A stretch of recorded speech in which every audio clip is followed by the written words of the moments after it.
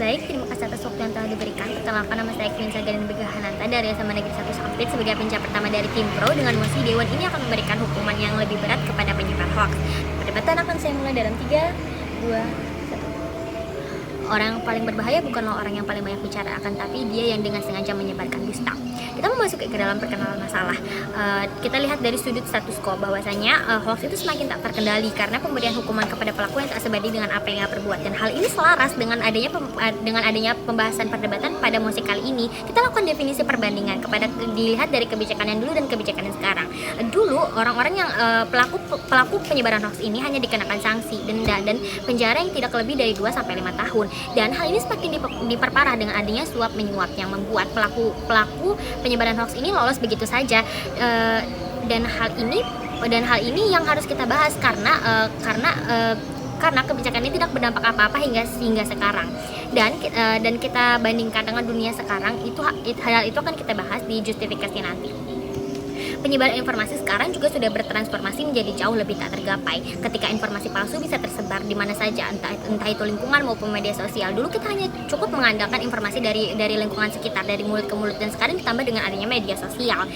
Juri, saya yakin bahwasanya dari posisi tim kontra akan mendapatkan banyak sekali mudarat. Kenapa saya bisa bilang begitu? Karena kita bisa lihat dari kenapa hoax ini bisa ada dan kenapa hal ini terlalu marak. Dilihat dari dua sisi, penyebar hoax ini merasa bahwa mereka akan mendapatkan banyak sekali keuntungan. Seperti apa keuntungan itu? A, mereka mendapatkan uang, mencari keuntungan dari menyebarkan hoax, dan B, mereka mendapatkan kekuasaan. Hal ini biasa didasari oleh motif politik. Dan C, mereka ingin mendapatkan perhatian. Mereka ingin viral, terkenal, banyak viewers, like, dan bahkan followers di akun mereka. Dan D, mereka hanyalah orang iseng atau sengaja melakukan provokasi untuk memancing emosi publik. Hal ini parah karena apa?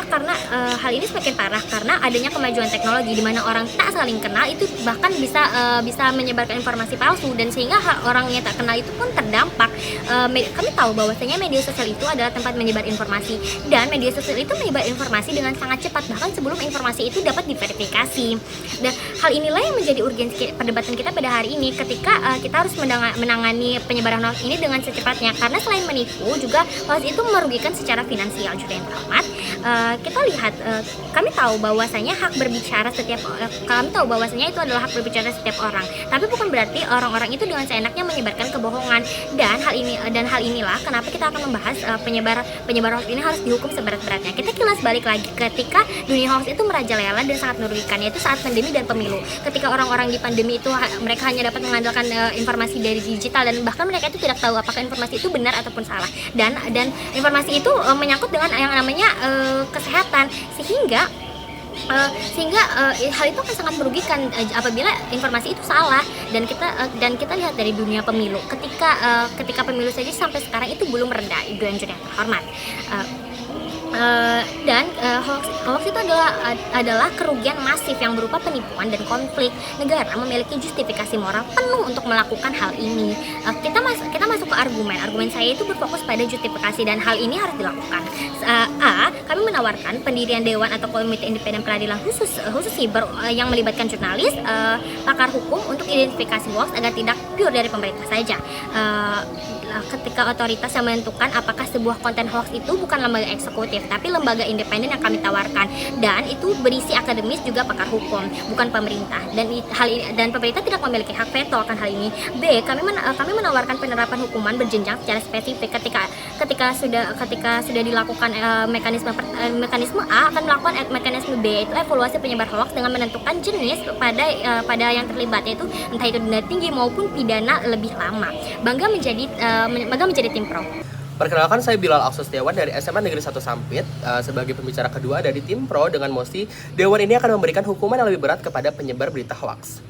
Pidato tidak menggambarkan pandangan pribadi saya untuk kebutuhan debat, dan debat akan saya mulai dalam waktu 3, 2, 1. 3 alasan mengapa setup tim oposisi sudah gagal dari awal. Mereka mengatakan bahwasanya daripada kita memberikan hukuman yang lebih berat, lebih baik kita meningkatkan edukasi literasi masyarakat. Karena edukasi literasi sendiri pun jauh lebih aman dan minim penyalahgunaan. Tapi upaya tersebut sudah dilakukan sedari dulu, bukan upaya untuk meningkatkan edukasi literasi masyarakat. Tapi faktanya bagaimana? Faktanya angka terhadap penyebaran berita hoax serta orang-orang yang terdampak tetap tinggi, terutama di negara-negara berkembang. Dan mengapa hal ini tetap terjadi? Karena orang-orang yang berada dalam industri penyebaran berita hoax itu sendiri pun pastinya mengikuti perkembangan zaman.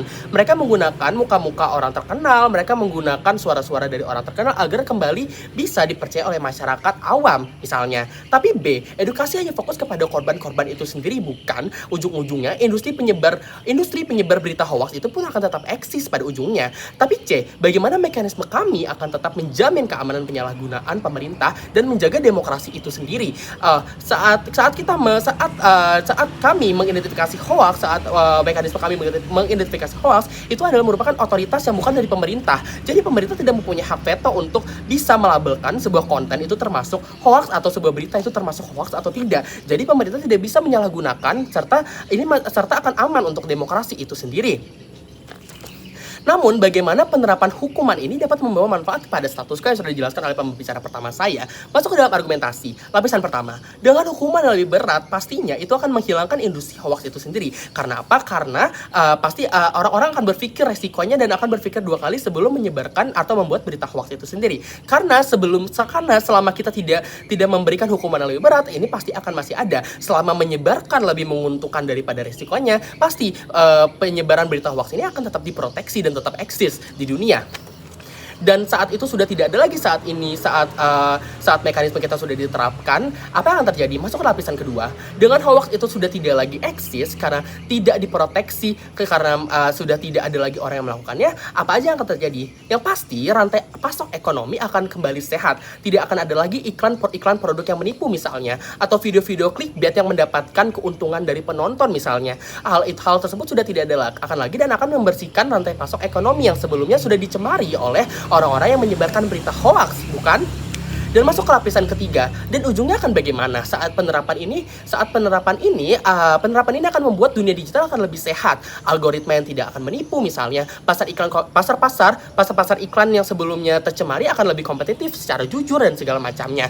Video-video tidak lagi membodohkan. Dari sebelumnya orang-orang yang membuat video hanya untuk keperluan AdSense, hanya untuk keperluan uang, hanya untuk keperluan view dan segala macamnya, sudah tidak akan lagi. Justru mereka akan membuat video-video yang lebih edukatif dan segala macamnya, tidak membodohkan karena tujuannya awal mereka hanya untuk view dan segala macamnya. Kali ini sudah tidak ada dan mereka akan membuat video-video yang lebih bagus dan lebih edukatif untuk masyarakat.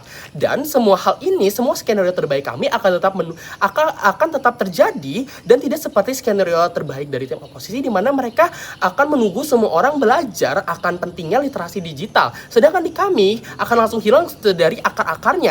Oleh karena itu, mekanisme dari tim pemerintah memang akan menjawab segala permasalahan dibawa oleh status quo. Oleh karena itu, saya Bilal Sustiawan sebagai pembicara kedua sangat bangga berada di tim pemerintah. Terima kasih. Baik, perkenalkan nama saya Fiona Zara dari SMA Negeri Sesampit sebagai pembicara ketiga dari tim Pro. Dengan mosi perdebatan kita pada hari ini, Dewan ini akan memberikan hukuman yang lebih berat kepada penyebar hoax. Perdebatan akan saya mulai dalam hitungan 3, 2, 1. Satu kebohongan yang sengaja dapat menyebabkan runtuhnya tatanan masyarakat dalam hitungan detik.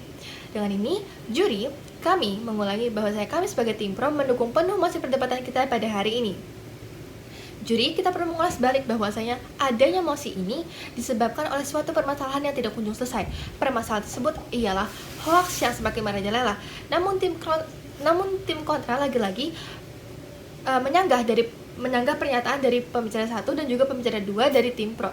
Mereka mengatakan, mereka terus menyanggah dan juga menyampaikan solusi yang tidak mendasar. Dengan inilah Dewan Juri yang terhormat, saya akan terlebih dahulu menyanggah pernyataan dari tim kontra. Tim kontra mengatakan bahwasanya dengan adanya mosi ini, orang-orang akan takut berpendapat. Ini merupakan propaganda pemerintah untuk membungkam kebebasan berpendapat masyarakatnya. Ini merupakan suatu kecacatan logika. Karena pertama, bukankah dengan adanya hukuman yang lebih berat akan membuat orang-orang ataupun masyarakat berhati-hati dalam menyampaikan ataupun juga memberikan pendapatnya. Mereka akan terlebih dahulu mencari informasi tersebut, sumber-sumbernya, lalu mereka baru akan menyampaikan pendapat mereka tersebut, sehingga hal ini dapat meminimalisirkan kebohongan ataupun juga kehoaksan suatu berita ataupun pendapat mereka, sehingga apa yang disampaikan oleh tim kontra ialah suatu ketakutan yang utopis. Kedua, tim kontra melenceng. mereka mengatakan bahwasanya mosi ini merupakan propaganda pemerintah.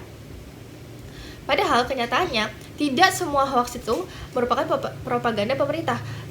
Justru banyak sekali hoax itu terjadi untuk menjatuhkan pemerintah tersendiri.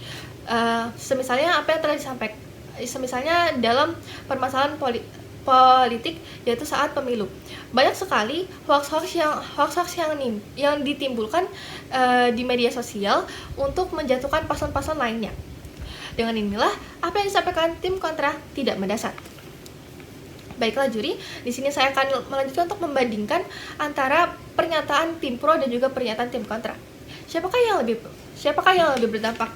Kontra mengatakan bahwasanya penyebar hoax tidak perlu dihukum berat, mereka cukup perlu diedukasi. Namun, mereka tidak memikirkan jangka panjangnya. Edukasi memang cocok untuk disampaikan, namun edukasi ini lebih ditujukan kepada orang-orang yang tidak pernah melakukannya, sehingga mereka akan lebih berhati-hati. Namun, apakah jika kita melakukannya, kita memberikan edukasi kepada orang yang telah melakukan penyebaran hoax tersebut, apakah mereka akan mendapatkan efek jerah? Belum tentu. Sampai saat ini, penyebaran hoax masih terus terjadi karena mereka tidak diberikan hukuman yang seberat-beratnya. Mereka hanya diberikan hukuman yang ringan, ataupun bahkan mereka tidak diberikan hukuman sama sekali. Sehingga dengan adanya hukuman ini akan memberikan efek jera untuk jangka panjang. Sehingga tim kami memberikan solusi jangka panjang dan juga kami juga memberikan solusi penyelesaian masalah dalam penyebaran hoax. Dengan inilah Dewan Juri yang